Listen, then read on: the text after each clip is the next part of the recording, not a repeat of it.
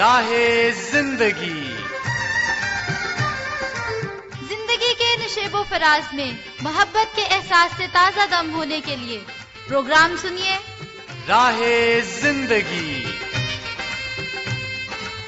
Programme راہ زندگی کے ساتھ میں ہوں آپ کی میزبان عظمیٰ یونس۔ بہت بہت سلام قبول کیجیے۔ امید کرتے ہیں کہ آپ سبھی بالکل خیریت سے ہوں گی اور خدا تعالیٰ سے ہماری یہ دعا ہے کہ آپ کے چہروں پر مسکراہٹیں ہمیشہ یوں ہی قائم رہیں، آپ اپنی زندگی میں بڑھتے جائیں، ترقی کرتے جائیں اور خدا تعالیٰ کا ہاتھ آپ سبھی پر ہمیشہ بڑھا رہے، آمین۔ سامعین، پچھلے دنوں ہمارے جاننے والوں میں سے ایک عورت اپنے چھوٹے سے دودھ پیتے ہوئے بچے کو بازار جاتے وقت گھر چھوڑ گئی اور ماں کی غیر موجودگی کی وجہ سے اس چھوٹے بچے نے بہت زیادہ رونا شروع کر دیا۔ اس کو چپ کروانے کے لیے اسے کھانے پینے کی مختلف چیزیں دی گئیں اور اسے کھلونے بھی لا کر دیے گئے، لیکن بچہ بالکل بھی خاموش نہیں ہوا۔ پاس بیٹھی ہوئی ایک خاتون نے کہا کہ اس بچے کے لیے اس کی ماں کی محبت سب سے بڑھ کر ہے اور کوئی بھی قیمتی سے قیمتی چیز آپ اسے لا کر دے دیں، یہ چپ نہیں کرے گا۔ تو اس کو چپ کرنے کا آخری ہر باز مایا گیا۔ موبائل فون پر اس چھوٹے بچے کو پوئم لگا کر دے دی گئی اور جیسے ہی بچے نے موبائل فون تھاما، پوئم دیکھنا شروع کی تو وہ اس میں ایسا مگن ہوا کہ یوں لگا کہ وہ اپنی ماں کو بھی بھول گیا ہے۔ اب موبائل فون کو بنیادی طور پر تو اسی مقصد کے لیے بنایا گیا تھا کہ ایک انسان دوسرے انسان سے رابطے میں رہ سکے، وہ تو نہیں رہا، لیکن ہم نے موبائل فون کے ساتھ ہی رابطہ بنا لیا ہے۔ اور صرف چھوٹے بچوں کی بات نہیں ہے، بڑے بھی، نوجوان بھی موبائل فون پر لگے رہتے ہیں اور ایسا لگتا ہے کہ اب رشتہ داروں کی، انسانوں کی ضرورت ہی نہیں رہی۔ لیکن جو محبت، جو شادمانی ہمیں دوسروں کے ساتھ بات چیت کر کے ان کی رفاقت میں رہ کر ملتی ہے، اس کا متبادل موبائل فون کبھی بھی نہیں ہو سکتا۔ تو کوشش کرنی ہے موبائل فون کا استعمال ضرور کریں، لیکن توازن قائم رکھیں تاکہ ہمارے سماجی تعلقات بھی متاثر نہ ہو اور ہماری ضروریات بھی پوری ہوتی رہیں۔ تو آئیے ابھی پروگرام کے آغاز میں اپنی برکت اور رہنمائی کے لیے سنیں تلاوت کلام مقدس۔ اے خداوند، میری دعا سن، میری التجا پہ کان لگا، اپنی وفاداری و صداقت میں مجھے جواب دے اور اپنے بندے کو عدالت میں نہ لا، کیونکہ تیری نظر میں کوئی آدمی راست باز نہیں ٹھہر سکتا، اس لیے کہ دشمن نے میری جان کو ستایا ہے، اس نے میری زندگی کو خاک میں ملا دیا اور مجھے اندھیری جگہوں میں ان کی مانند بسایا ہے جن کو مرے مدت ہو گئی ہو۔ اسی سبب سے مجھ میں میری جان نڈھال ہے اور میرا دل مجھ میں بیکل ہے۔ میں گزشتہ زمانوں کو یاد کرتا ہوں، میں تیرے سب کاموں پہ غور کرتا ہوں اور تیری دستکاری پہ دھیان کرتا ہوں۔ میں اپنا ہاتھ تیری طرف پھیلاتا ہوں۔ سن رہے تھے ہم تلاوتی کلام مقدس، اور بے شک ہماری نیکیاں اتنی زیادہ نہیں ہیں کہ ہم راست باز ہونے کا دعویٰ کر سکیں، لیکن یہ خدا تعالیٰ ہی کی ذات ہے جو اس قدر رحیم ہے کہ ہم جب بھی مشکل میں اسے پکارتے ہیں وہ اپنے رحم سے ہمیشہ ہماری مدد کرتا ہے اور ہمیں بحال کرتا ہے۔ تو آئیے ابھی خدا تعالیٰ کی حمد و تعریف میں آج کا بابرکت سا حمدیہ گیت مل کر سنتے ہیں۔ مبارک ہے جو پاک دل ہے سدا، انہیں کو میسر ہے دید خدا۔ مبارک ہے جو پاک دل ہے سدا، انہیں کو میسر ہے دید خدا، انہیں کو میسر ہے دید خدا۔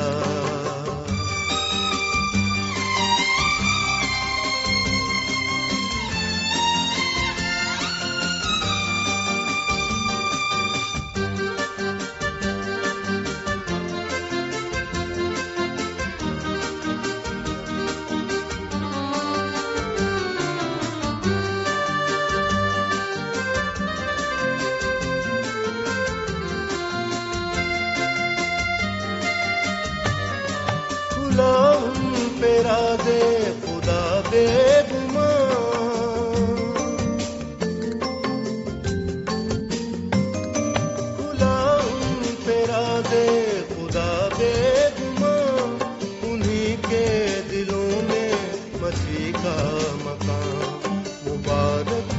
جو پاک دل ہے صدا انہیں کو میسر ہے دید خدا انہیں کو میسر ہے دید خدا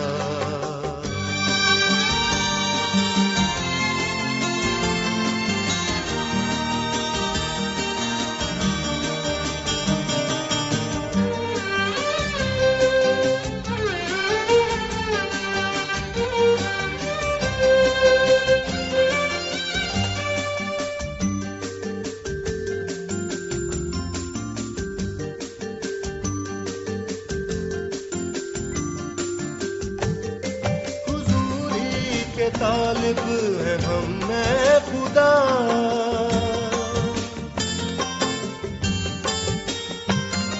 حضوری کے طالب ہے ہم میں خدا ملے کاش ہم کو تیری یہ عطا مبارک ہے جو پاک دل ہے صدا انہیں کو میسر ہے دید خدا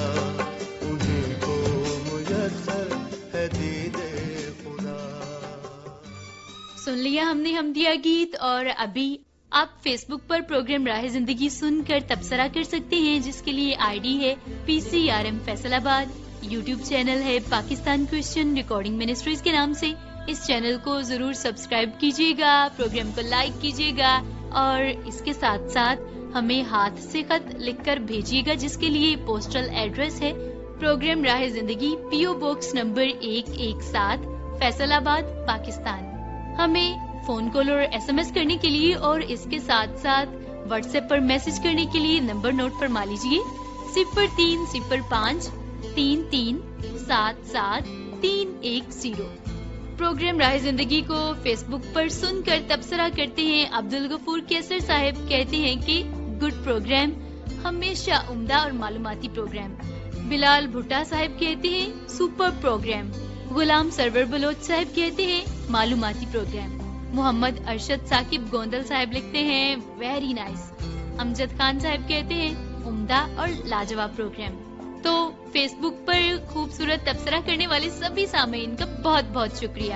radio listeners club Bahawal Nagar سے لکھتے ہیں امجد خان صاحب، اور ان کے ساتھ ہیں حکیم صدیق ماکھا صاحب، ساجد خان صاحب، ڈاکٹر ظفر بھٹا صاحب، نیاز احمد صاحب، زبیر عباسی صاحب، مدثر طفیل اور احسن خان صاحب.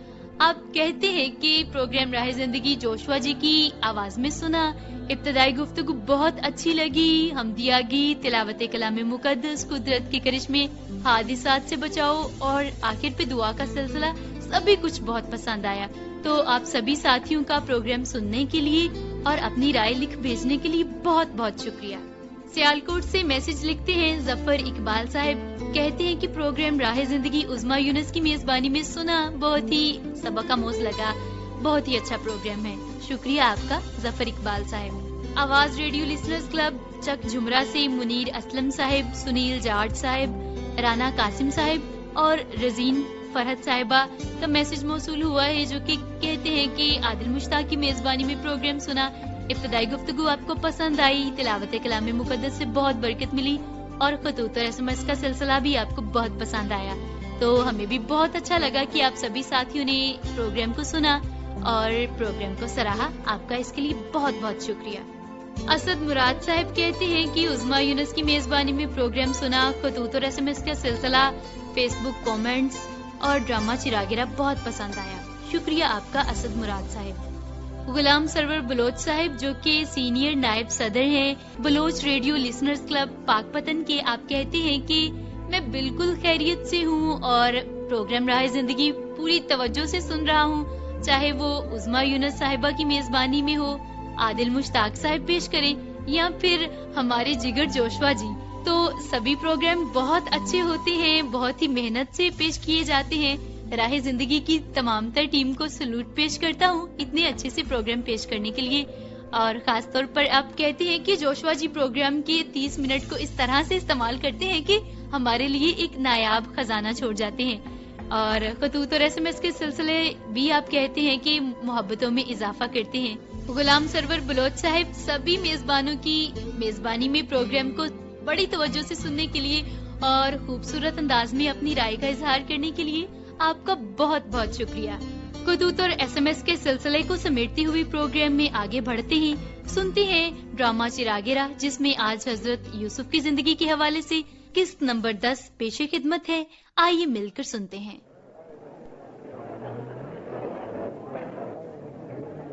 ہاں تو صوبیدار، کیا اناج لینے اور لوگ آ گئے؟ جی ہاں آقا یوسف، آج تو لوگوں کی بھیڑ جمع ہو گئی ہے۔ ہیں؟ جی ہاں جناب، بہت سے لوگ تو دیہاتوں کی طرف سے آئے ہیں، ایک گروہ ملک فلسطین سے، اور ہاں ایک کنان کے علاقے سے بھی آیا ہے۔ ابھی تو صوبیدار قحط کا پہلا سال ہی ختم ہوا ہے، باقی 6 سالوں میں تو حالات اور خراب ہو جائیں گے۔ صوبیدار، تم نے ابھی کہا تھا کہ دوسرے ملکوں سے بھی لوگ آنے لگے ہیں۔ جی ہاں حضور۔ کیا ہم باہر کے لوگوں کو اناج دے سکتے ہیں جبکہ ہمارے پاس اپنے لوگوں کے لیے بھی غلہ کافی نہیں؟ ٹھیک ہے جناب، مصری لوگ یہ بات شاید برداشت نہ کریں۔ میں خود ملوں گا باہر کے سب لوگوں کو، پھر فیصلہ کروں گا۔ آپ سب باہر کے لوگوں کو خود ملیں گے؟ ہاں، ہم ان کو خالی ہاتھ نہیں بھیجیں گے۔ پہلے فلسطین کے لوگوں کے سردار کو میرے پاس بھیجو۔ بہت اچھا جناب۔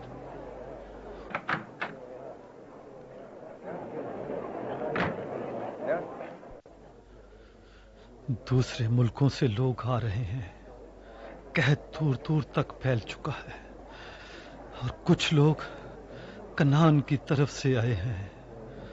کنعان میرا وطن، پتہ نہیں میرے ابا یعقوب اور میرے بھائیوں کے پاس اناج ہے بھی یا نہیں، نہ جانے کیا حال ہے ان کا۔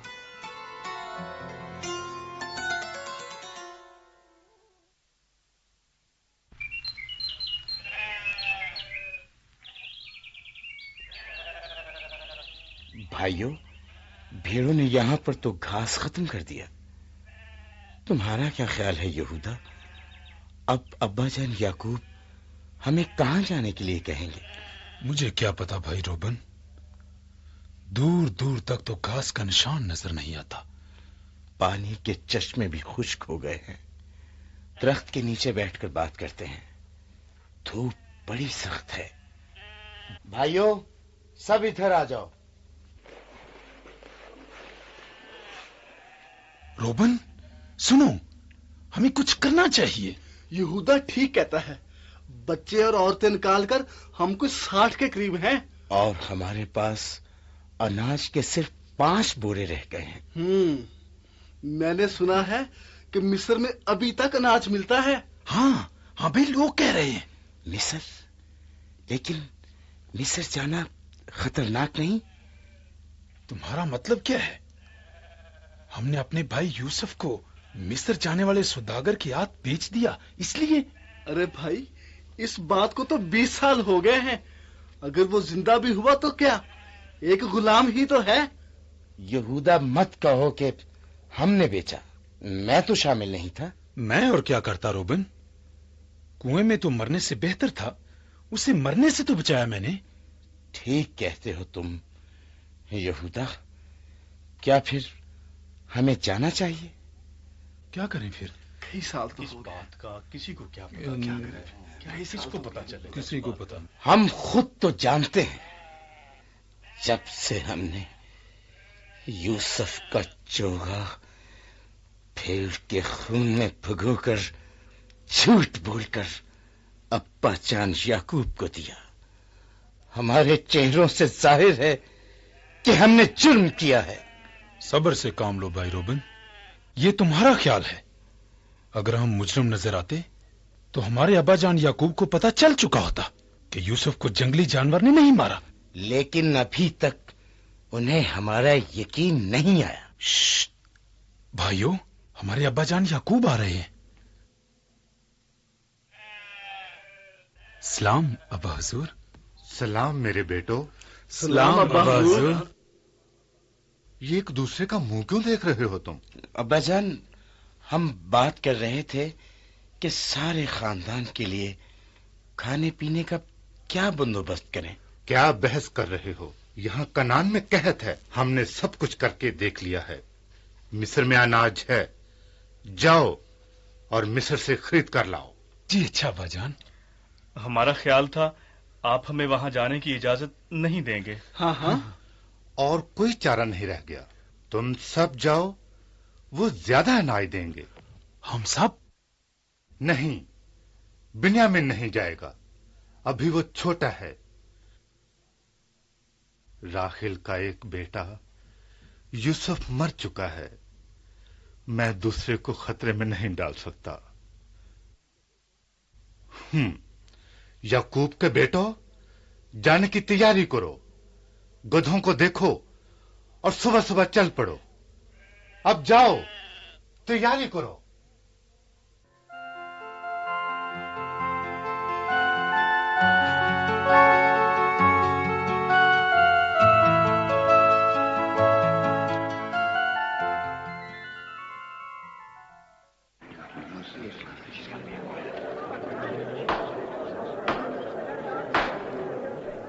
خاموش، دربار میں چپ رہو. حاکم مصر تشریف فرما ہے. سب اپنی رقم اور شناختی نشان کے ساتھ ادھر میز کے سامنے لائن بنا کر کھڑے ہو جائیں.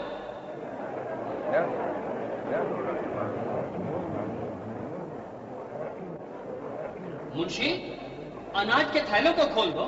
بہت اچھا جناب. اور کنان کے باشندوں، ادھر آؤ، ادھر آؤ. حاکم مصر تم سے ملنا چاہتے ہیں. جی اچھا، ہم آ رہے ہیں. یہ کون لوگ ہیں جن کو بلایا تم نے؟ آقا یوسف، وہ حبرون کے علاقے کنان سے آئے ہیں. کہتے ہیں ہم اسحاق کے بیٹے یعقوب کی اولاد ہیں. یعقوب کی اولاد؟ انہیں تو میں پہچان سکتا ہوں. آپ انہیں پہچانتے ہیں آقا؟ ہاں، وہ تو روبن ہے، اور وہ شمعون، اور وہ لاوی، اور وہ یہودا ہے. وہ میرے بھائی ہیں، میرے بھائی. لیکن دیکھو، انہیں مت بتانا. بہتر حضور. یعقوب کے بیٹو، حاکم مصر کے سامنے حاضر ہو جاؤ اور اس زمین کے مالک کے آگے تعظیم کے ساتھ گھٹنے ٹیکو. یعقوب کے بیٹے، میرے بھائی، میری تعظیم میں جھکے. یہ تو بالکل ویسا ہی ہے جو میں نے خواب میں دیکھا تھا جب میں لڑکا تھا. مجھے اچھی طرح یاد ہے، میں نے یہ خواب اپنے باپ اور اپنے بھائیوں کو سنایا تھا. بھائیوں، میری بات سنو. میں نے خواب دیکھا. یوسف، بہتر ہوگا اگر تو یہ خواب اپنے تک ہی رکھے. چلو بھائیو، گندم کی کٹائی ختم کریں. یہی تو میں نے خواب میں دیکھا تھا. روبن بھائی، ہم ابا جان یعقوب کے 12 کے 12 بیٹے کھیت میں گندم کاٹ رہے تھے. یہ کھیت ہمارا نہیں تھا، یہ کسی اور کا کھیت تھا. جب تک ہم کام کرتے رہے ہم نے ایک دوسرے سے کوئی بات نہ کی. جب کاٹ کر فارغ ہو گئے تو پھر ہم نے گٹھے باندھے.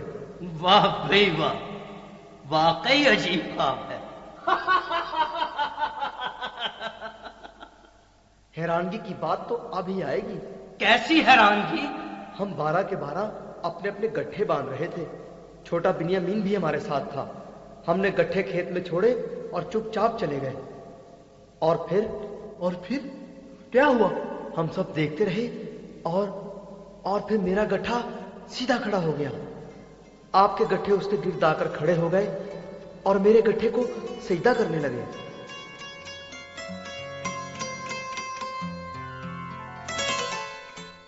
سامعین، بے شک خدا اپنے وعدوں کو پورا کرتا ہے اور ہماری نظر میں تو وہ دیر ہو سکتی ہے، لیکن خدا تعالیٰ بہتری لا کر ہماری زندگی میں، اور یہ بھی دیکھ کر کہ جب ہم اس سے وفادار رہتے ہیں خدا تعالیٰ اپنے وعدوں کو ہماری زندگی میں پورا کرتے ہیں اور ہمیں سرفرازی عطا کرتے ہیں. آئیے ابھی سنیں سلسلہ آئینہ، جس میں امن اور بد امنی کے درمیان زور و شور سے بحث ہو رہی ہے اور دونوں اپنے اپنے حق میں دلائل دے رہے ہیں. تو آئیے ہم بھی ان کی باتوں کو سنتے ہیں اور لطف اندوز ہوتے ہیں۔ آئینے میں ہم ظاہری صورت دیکھتے ہیں اور باطن میں کیا ہے اس سے نا آشنا رہتے ہیں، لیکن سوچ کا آئینہ حقیقت سے آشنا کرتا ہے۔ آج آئینہ کیا دکھا رہا ہے؟ ظلم رہے اور امن بھی ہو، کیا ممکن ہے تم ہی کہو، تم ہی کہو، ظلم رہے اور تو بدامنی تم مجھے آواز دینے پر مجبور ہو ہی گئی۔ لو میں آ گیا ہوں۔ اوہ تم؟ ہاں، تم نے پکارا تو میں چلا آیا، کیونکہ میں ہر پکارنے والے کے پاس جاتا ہوں۔ کیوں فضول میں خوش ہو رہے ہو؟ تم نے صرف اپنا نام سنا ہے، میری پوری بات نہیں سنی۔ تو اب بتا دو۔ میں یہ سوچ رہی ہوں کہ ظلم رہے اور امن بھی ہو، ایسا نہیں ہو سکتا، اس لیے زیادہ بہتر یہ نہیں ہے کہ میں اپنا پورا زور ظلم میں اضافہ کرنے پہ لگاؤں۔ اوہو، خدا کا خوف کرو بی بی، اس سے زیادہ اور کیا اضافہ کرو گی؟ امن، ابھی میری ڈیمانڈ پوری نہیں ہوئی، میں پوری دنیا پہ راج کرنا چاہتی ہوں۔ ہوش کے ناخن لو، اس سے آگے قیامت آ جائے گی۔ قیامت تو خیر آنی ہی ہے، اس سے پہلے مجھے اپنے دل کی مراد پوری کرنے کا پورا موقع ملنا چاہیے۔ اس سے زیادہ آگے میں تمہیں کبھی نہیں آنے دوں گا۔ خیر، تمہیں کون پوچھتا ہے؟ مجھے کون پوچھتا ہے؟ سارا زمانہ مجھے پوچھتا ہے۔ لوگ مجھے پانے کی بھرپور کوشش میں لگے ہوئے ہیں، پوری دنیا امن کی کوشش میں مصروف ہے، امن چاہتی ہے۔ یہی تو تم میں اور مجھ میں فرق ہے، میں خود ہر جگہ پہنچ جاتی ہوں اور تم انتظار میں لگے رہتے ہو کہ کوئی تمہیں بلائے، لے کر جائے تو تم جاؤ۔ ہاں، اس لیے کہ میرا کوئی وقار ہے، میری عزت ہے، مجھے لوگ ہاتھوں ہاتھ لیتے ہیں، اور تم سے لوگ نفرت کرتے ہیں۔ اور دیکھ لو، اس نفرت کے باوجود میں کس طرح ایک جگہ سے دوسری جگہ منتقل ہو رہی ہوں۔ یہ کوئی بہادری نہیں ہے، تمہاری زندگی ذلت سے بھری ہوئی ہے۔ چلو یوں ہی صحیح، زندگی تو ہے نا، تم تو ختم ہوئے پڑے ہو۔ خام خیالی ہے تمہاری، میں کبھی ختم نہیں ہو سکتا، کیونکہ میرے وجود سے ہی دنیا کا وجود ہے۔ جانے دو، دنیا ہی تمہیں ترک کر کے میری طرف مائل ہو رہی ہے۔ تمہاری طرف کوئی مائل نہیں ہو سکتا، برائی برائی ہوتی ہے، اسے کوئی اپنانا پسند نہیں کرتا۔ اتنا بھولا پن بھی اچھا نہیں ہوتا، اگر مجھے کوئی پسند نہیں کرتا تو میں اتنی ترقی کیسے کر گئی ہوں؟ اپنی چلاکی سے، مکاری سے، دھوکے بازی سے لوگوں کو اپنے شکنجے میں پھنساتی ہو، اور پھر اتنا آگے لے جاتی ہو کہ واپس آنا مشکل ہو جاتا ہے۔ اسے چلاکی اور مکاری نہیں، عقل مندی کہتے ہیں۔ میرے پاس عقل ہے، سو میں اس کا استعمال کرتی ہوں۔ حیرت ہے تمہاری اس عقل پر، جو دوسروں کو گمراہی کے اندھیرے میں دھکیلنے کے کام آ رہی ہو۔ تیش میں کیوں آتے ہو؟ تم بھی اپنی عقل استعمال کر سکتے ہو، بچا لو لوگوں کو اپنی عقل استعمال کر کے۔ تمہارا کیا خیال ہے میں چین سے بیٹھا ہوا ہوں؟ میں اپنے لوگوں کو تمہارے چنگل سے بچانے کی بھرپور کوشش میں مصروف ہوں۔ لوگ تمہاری طرح بے وقوف نہیں جو اپنا فائدہ چھوڑ کر دوسروں کا فائدہ ڈھونڈتے پھریں۔ ہر شخص اپنی طرح دوسروں کا فائدہ سوچنے لگے گا، تب ہی امن زمانے میں پھیلے گا، اور ہر طرح سکون اور خوشحالی ہوگی۔ سکون اور خوشحالی، واہ کیا خواب ہیں! یہ خواب میں حقیقت میں بدل دوں گا۔ خواب کو حقیقت میں بدلنے کے لیے آنکھیں کھولنی پڑتی ہیں۔ تم آنکھیں کھولو تاکہ تمہیں میں بھی نظر آ سکوں۔ میں تو چاہتا ہوں کہ تم مجھے نظر آ جاؤ، میں تمہیں مسل کے رکھ دوں گا۔ چلو، میں کوئی چیونٹی نہیں، پورے زمانے میں آگ کی طرح پھیل چکی ہوں، اور تمہارا بچا کچا وجود میری اس آگ میں بھسم ہو کر رہ جائے گا۔ بچ کے رہنا، میں آ رہی ہوں، میں آ رہی ہوں، اور میرا اگلا نشانہ تم ہو۔ اب میرا نشانہ تم ہو، کیا ہم اس برائی کے جال سے بچ سکتے ہیں؟